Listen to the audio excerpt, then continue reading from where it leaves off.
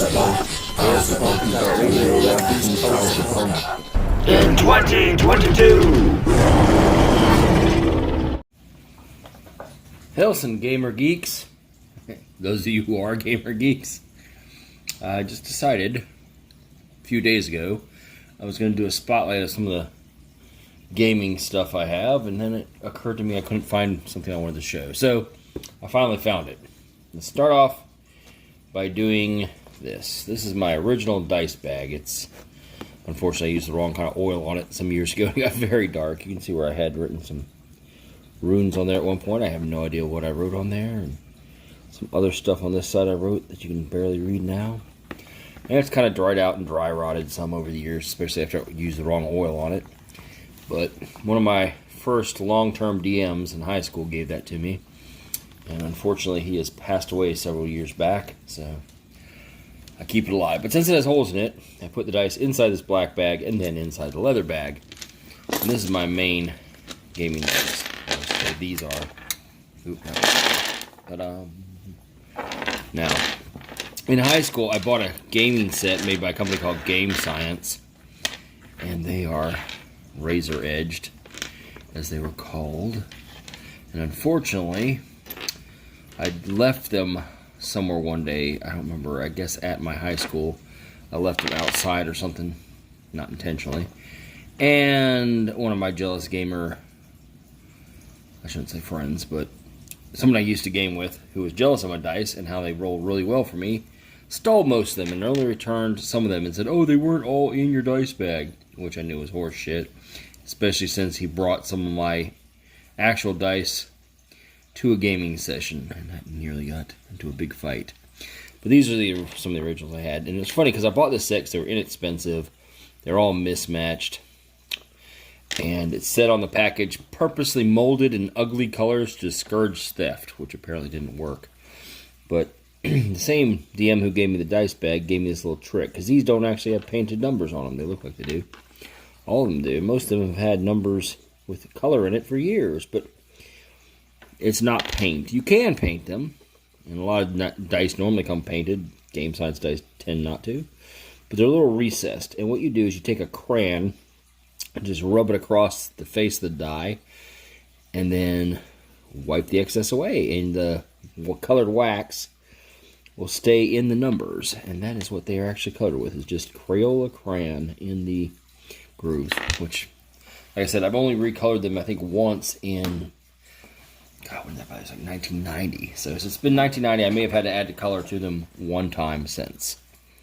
Let's get to this. I also bought what is called a pound of dice one time, which was basically just a pound worth of random dice. The extras are here. That's not all of the pound. A lot of them I have given away over the years. But I bought them because they had a bunch of just random dice in a bag, and then one little envelope about this big that had a special set that was a complete gaming set and came in one of several colors: black, purple, blue, green, all this kind of stuff. And I wanted the blue, and of course I bought the last pound of dice the store had, and it was this pink set. My bubblegum dice. They are bubblegummy colored. So in a standard gaming set, you have a 4-sided die, D4, D6, 6-sided die, D8, an 8-sided die, D10, 10-sided die, often a percentile die that's rolled with the D10 to give you a number between 1 and 100. They do make 100-sided dice, but they're like golf balls. They don't really work well, I don't think. And then you have a 12-sided die, the D12, and a D20, a 20-sided die. Now, occasionally you'll find games that use these. I have two of these, one in purple, because my old set I had bought were two sets I bought by a company called The Armory, and they were dark purple and light purple. I have most of those left, not all of them. So I had a matching D30 for that, and the white one came with the pound of dice, and that's a 30-sided die. You can already see that's getting rather round, and it likes to keep rolling instead of stopping, you know. Not too bad today. But that's about the biggest number of sides I'll use on a die. Now, with D4s, a lot of people say they don't roll, and they don't. I just gave my secret away there. If you roll them, they're pretty stable being a pyramid shape. So what I used to do was always drop them on a point and then bounce.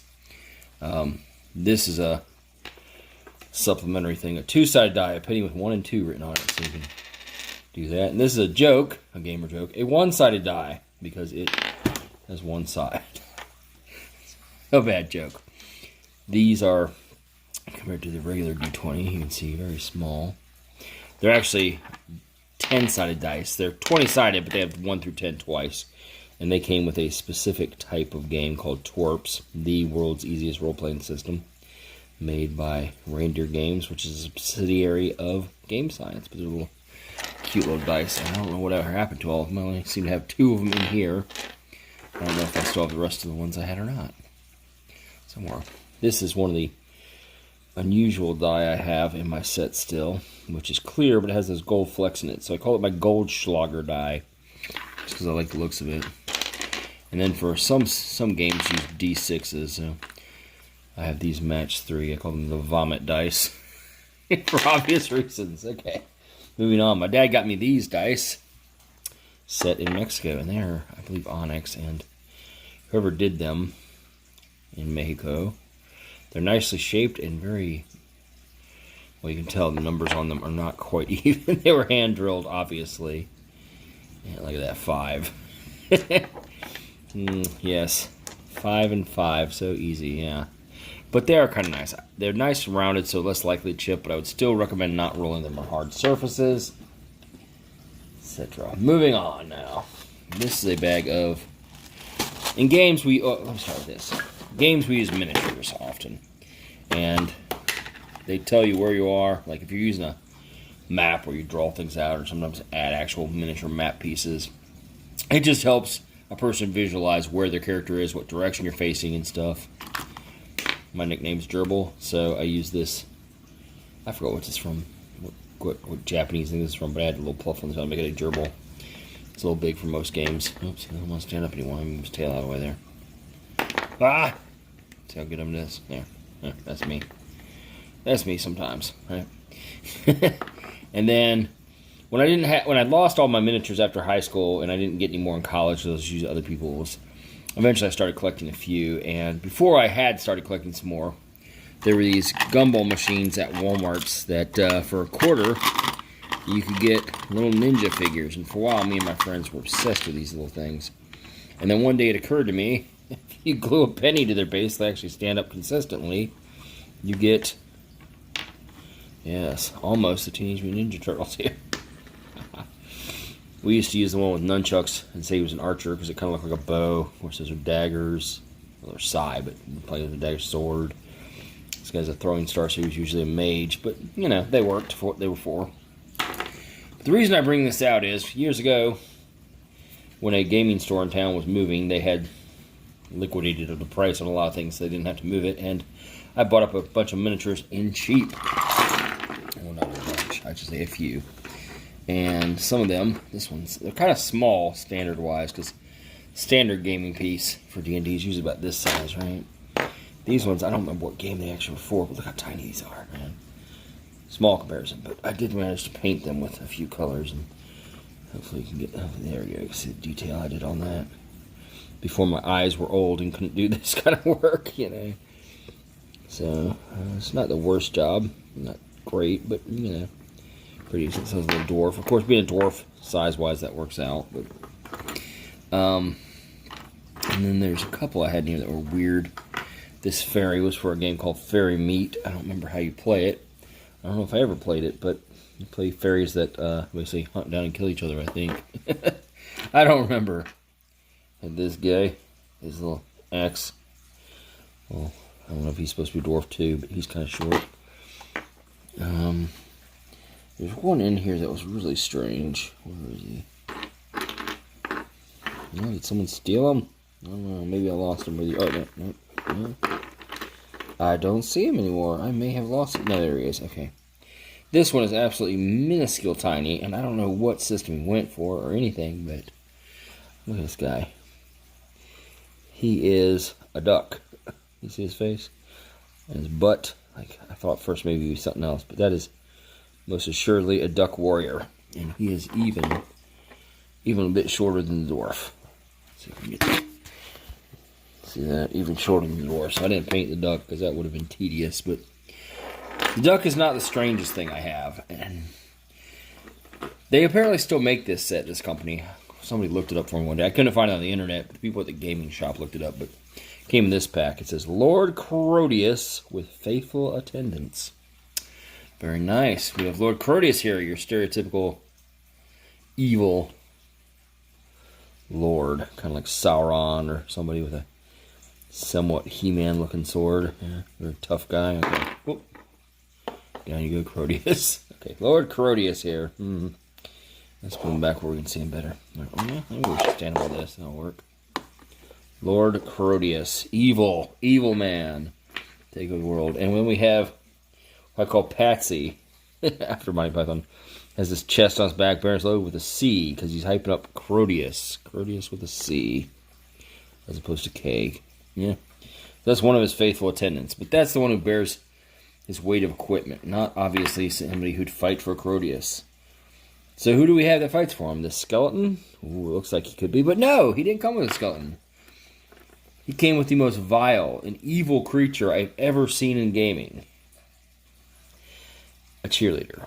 Now, when we looked this up online, the cheerleader was not in the package. So I don't know if that's been changed or if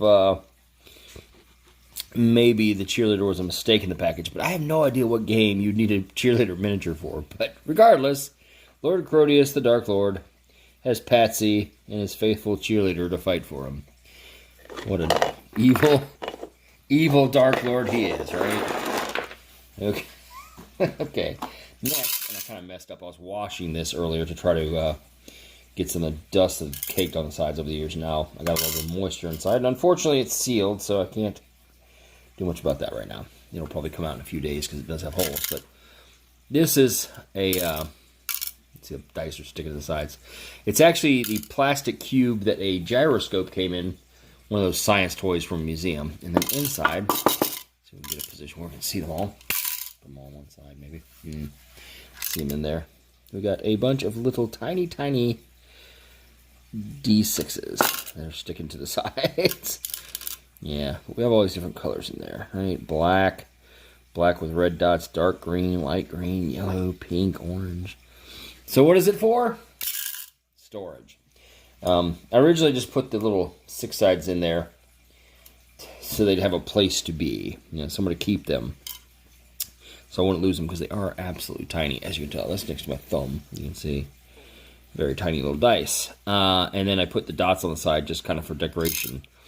I never did anything with it, but somebody told me one time, I think it was a good suggestion, I should make some kind of system using like maybe a magic system that somehow each one of those represents sort of an element of magic, and based on what you roll on the big side versus the little ones, who knows. I never have done anything with it, though, but they usually roll pretty free and make a nice little rattly sound. Fun stuff. But the main point of this video was to show this. White cardboard, yep, but no, not really white cardboard. It's not the whole point. The point is, I got these at the Dollar Tree recently. And I was going to do an unboxing video by themselves, but I decided to show everything else. But here we go. Boom. There is role-play dice. Des pure jeu de roles. Right. Des, the, for, jeu, playing, de roles, rolling. Oh, des, I guess is dice. Dice for role-playing.